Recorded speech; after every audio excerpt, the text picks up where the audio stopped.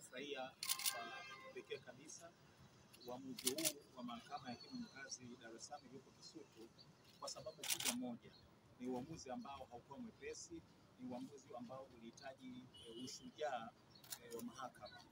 Katika hoja zetu tulialika mahakama iwe kubwa, yani we invite the court to be greater, na tunashukuru kwamba mahakama imetusikiliza na tunaamini imejijengea heshima ya kipekee sana siku hii ya leo.